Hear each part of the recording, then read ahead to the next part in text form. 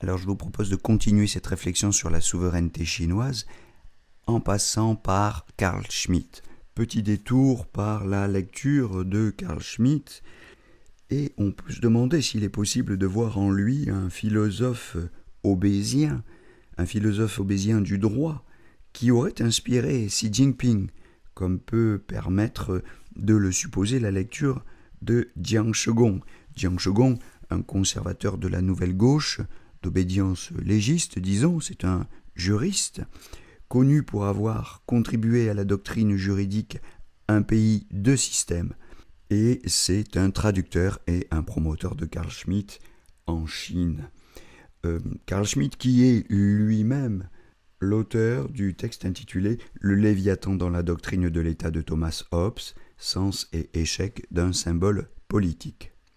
Certains sinologues insistent sur l'influence de Carl Schmitt sur Xi Jinping.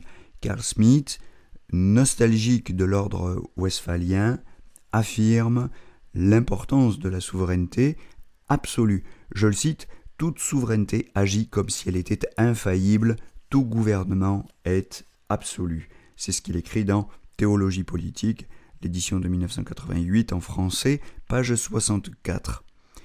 Et la déclinaison constitutionnelle de cet absolutisme, en termes de dictature politique, est en effet compatible avec le sens chinois de la dictature démocratique populaire. J'ajoute en passant que là, on aurait de la matière si on relisait le texte de Carl Schmitt sur la dictature, paru en français dans une traduction en 2000. Carl Schmitt est un penseur du décisionnisme et il précise que la souveraineté est un pouvoir de décider de la situation d'exception, de prendre des décisions qui ne sont pas fondées sur l'ordre légal existant, mais sur le plébiscite populaire, visant, au nom du peuple uni, à créer un nouvel ordre légal. Ce décisionnisme s'appuie sur la conception politique du droit. La légitimité des normes relève du fait politique, de la convergence des forces politiques, par opposition à la théorie pure du droit, du positivisme kelsènien, référé à l'idée d'une norme transcendante, hypothétique, de la justice.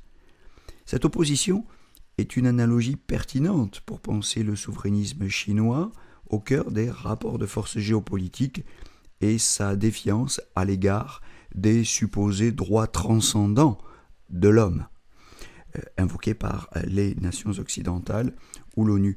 La doctrine socialiste rencontrerait également Carl Schmitt sur le thème de l'accusation de la bourgeoisie comme classe discutante, notion schmittienne, formule que Carl Schmitt reprend au catholique espagnol Donoso Cortés.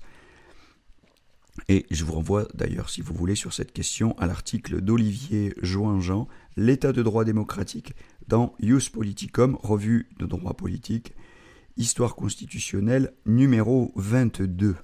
Le problème de cette bourgeoisie, classe discutante, encore une fois, pour reprendre le terme de Carl Schmitt, c'est qu'elle usurpe la souveraineté à son profit pour créer un état de classe. Étienne Balibar écrit à ce sujet, je cite, que l'ordre libéral comporte en permanence sa face d'exception, avouée ou dissimulée, qui tient à ce qu'il s'incarne dans un état garant d'intérêts communautaires et particuliers. Il est état de droit, mais aussi état de police, état d'intégration des individus et des groupes à la communauté des citoyens, mais aussi état d'exclusion des rebelles, des anormaux, des déviants, état social, mais aussi état de classe organiquement associé au marché capitaliste. Vous voyez, Étienne Balibar dans Le Hobbes de Schmitt, le Schmitt de Hobbes, préface à Carl Schmitt, dans Le Léviathan, dans la doctrine de l'État de Thomas Hobbes, en 2002, page 11. Les deux doctrines de Schmitt et de Jiang Shegong convergeraient vers la mise en accusation du modèle de la démocratie représentative, de sa liberté d'expression comme moyen d'une indécision organisée, pour reprendre l'expression de Carl Schmitt, et du contrôle de l'économie sur la politique. Et le fameux document numéro 9, rédigé par Xi Jinping, donc, peut être lu comme un texte chinois identifiant de son côté cet ennemi public, au sens schmittien du terme.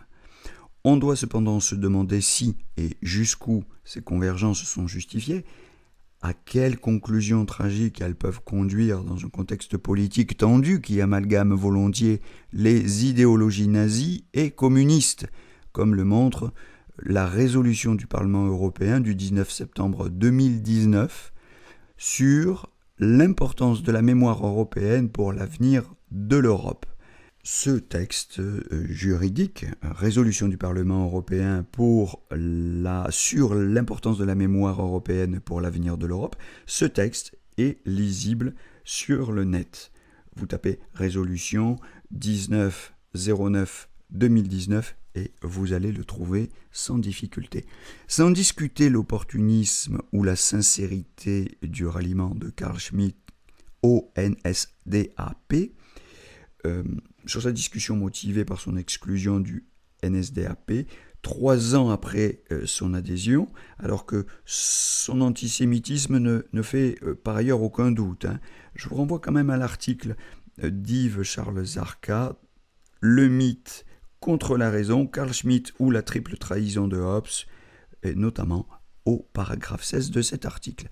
Eh bien donc, sans discuter l'opportunisme ou la sincérité du ralliement de Carl Schmitt au NSDAP, il me semble utile quand même de distinguer le communisme de Xi Jinping et le nazisme de Schmitt pour plusieurs raisons.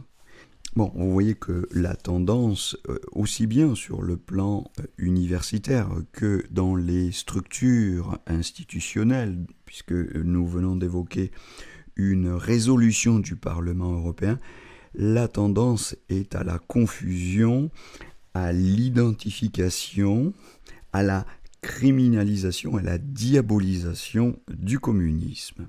Eh bien, de mon côté, je suis partisan d'un retour à la modération et j'en appelle à l'esprit de finesse, comme dirait Pascal, au sens de la nuance. Et je vous donne rendez-vous pour y voir un petit peu plus clair dans une prochaine discussion, dans un prochain podcast sur les raisons de distinguer le nazisme et le communisme, spécialement celui de Xi Jinping, mais je vous donne rendez-vous pour en parler dans une prochaine discussion, dans un prochain podcast, et je vous souhaite en attendant une belle journée à tous.